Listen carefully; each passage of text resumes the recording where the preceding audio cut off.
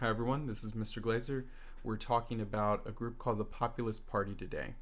Now, we're finishing off the Gilded Age and we're starting a new era called the Progressive Era. And the word of this era is going to be reform. Lots of us know what this means, but for anyone who doesn't, it basically means fixing problems, making things better.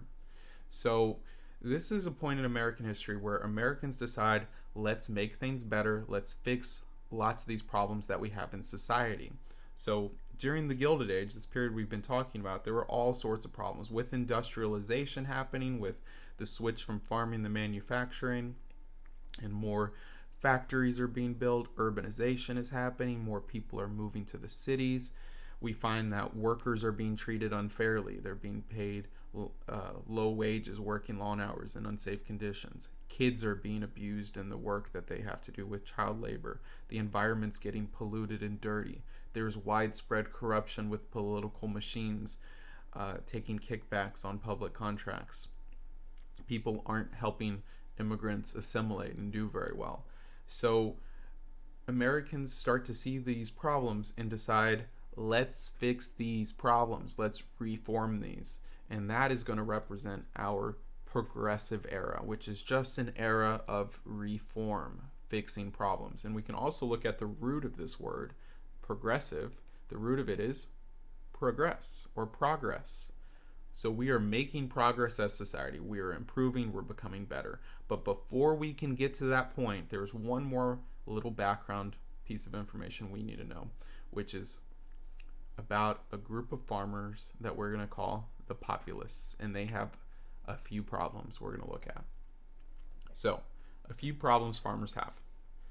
First of all, remember we're in the late 1800s. There's been widespread overproduction of goods by farmers. Overproduction of crops, and there's my little mistake, So they have produced too many crops. Now here's the thing. Anytime we overproduce something, we have too much of something, anything.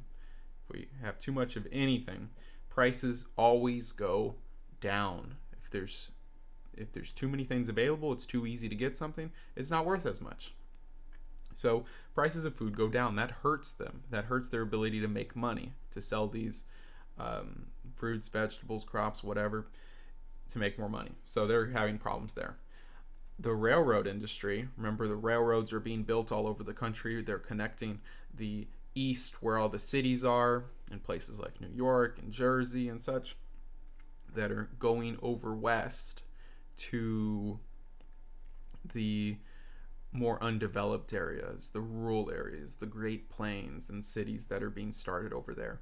Well, those railroads are deciding that all the crops that people are growing, either in the east or all those different crops that are being grown in the west, they're going to say, you know what, farmers, we want you to pay a huge amount of money. We know you need to sell crops and you need to sell them to those big cities, and the only way for you to get them there efficiently is to put them on the railroad. So you're going to pay what we want you to pay.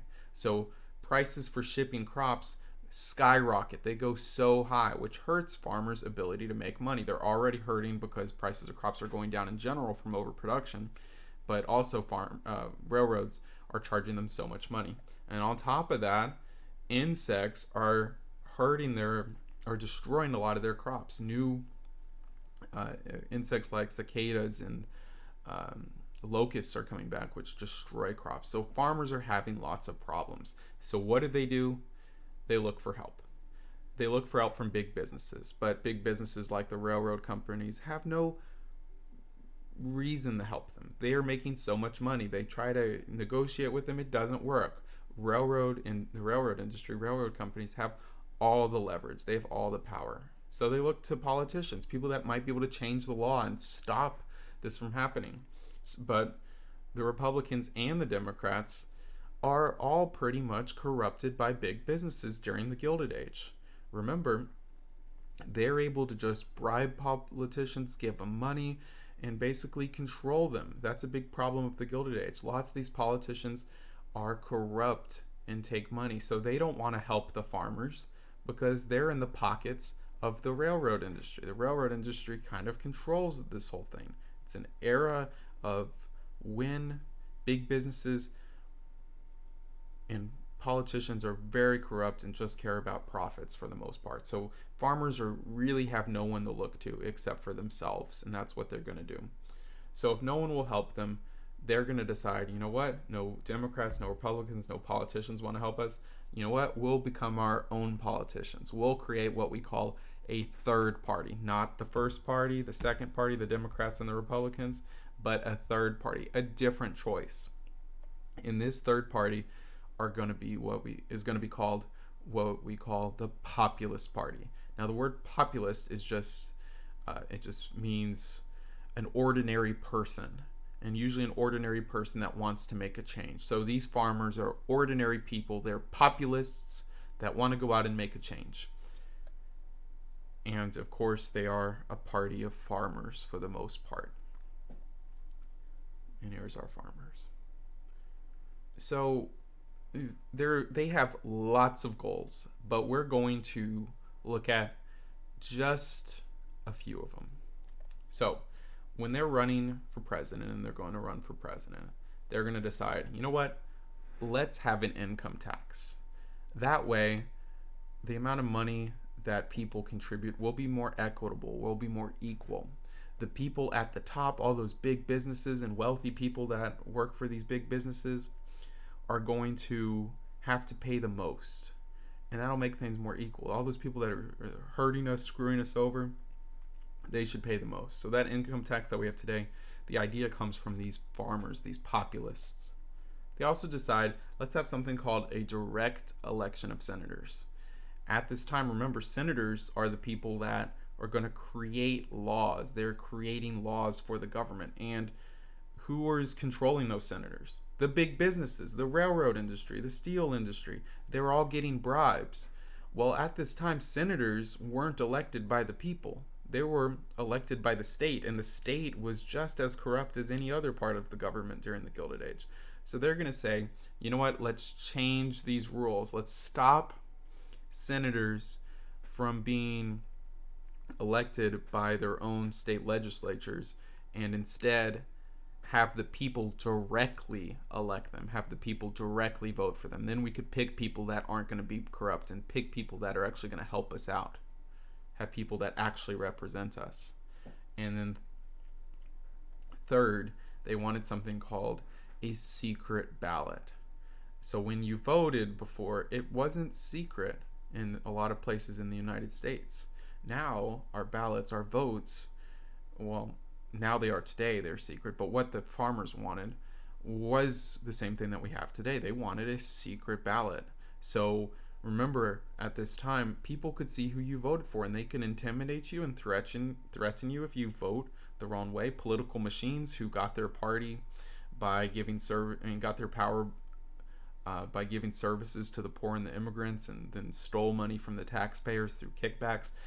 Those political machines could intimidate people into voting the way they wanted to, and if you wanted their help, if you wanted their support, you had to vote for them because they could check. Now, what the farmers wanted was to change that and say, you vote who you want to, and no one can intimidate you to change that, and that should help out. So basically what the farmers wanted was to get rid of corruption. That would stop big businesses from abusing them. That would stop their representatives in the government, the senators, the congressmen, that would allow them to start to help them. And ultimately they're going on an anti-corruption spree. But were they successful in these goals? So here's the thing. They're going to run for president, but almost every time in just about any election in America, third parties like the Populist Party don't ever they're not ever successful. There's something in political science that we call Duverger's law, which basically shows the way that the United States system is, that we will always have two parties. You add more to that, it doesn't work, and it's not going to work. There will almost always be two main parties, and those are the parties that are going to be, for the most part, successful. And the same applies here. The populists don't win. They failed the presidency. They gained a lot of steam and a lot of attention, and they did pretty well, but not even close to winning. But third parties do contribute a few things. And what they do contribute are new ideas. Other people notice, like, hey, they're getting a lot of support for these ideas. Those things like the income tax and the direct election of senators and the secret ballot, those things a lot of people like. So guess who takes those ideas? The main parties. So now the third party, the Populist Party, is going to quickly disappear, and the Democrats and the Republicans are going to say, hey, we like those ideas. They're popular, and that's a way that we could keep getting people to vote for us.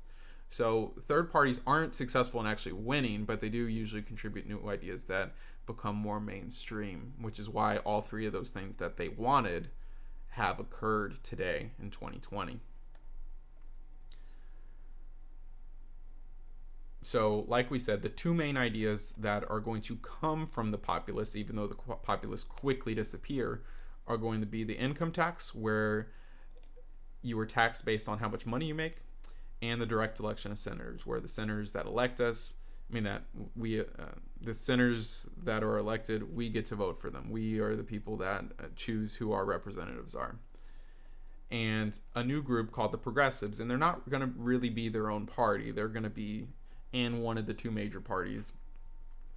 They're going to take these ideas and they're going to be successful with them. So they're going to pass later on the income tax, the direct election of senators, help the secret ballot pass. And they're going to use that word at the beginning. Remember what it is? They're going to reform, fix the problems, and reform the problems of the Gilded Age. Things like corruption, make things cleaner in our society, make sure our food's safer to eat, make sure we get rid of things like monopolies. We're going to see all those things as we continue. Now let's look at one quick little political cartoon for some analysis. Remember, the first thing we do is look at the title. It's a little hard to see, but it says the farmer and the railroad monster. So here we see the farmer, here we see the railroad monster, and back here we see the Capitol building where the Senate is, where people make the laws, that type of stuff. So the railroad monster obviously represents the railroad industry, the railroad companies. Now, what are the railroad companies doing to the farmer? They are charging him really high prices. And if they charge him really high prices, they're hurting him. And we see that the major parties, the Democrats and the Republicans in the Senate and in Congress, are not helping. They're not creating laws that the farmer needs, because what's the railroad monster doing with him? It's choking him and showing that basically he controls them. You also see the White House in there, showing that he kind of controls that too. Or is that the Supreme Court? I think it's the back of the White House. So he has control of the national government. He is bribing his way through there. The railroad industry is bribing his way through there, not able to help. So what does the farmer want to do? He wants to break this whole system down. And how do you do it? You kill the railroad monster. He's trying to get some power, have some national authority, and destroy the railroad monsters, destroy the railroad industry, change things, reform things, fix things, create new laws, trying to make some progress. All right, that wraps it up. I hope you learned something about the Populist Party, the populist movement, and this precursor to the progressive movement. I'm Mr. Glazer. Thanks.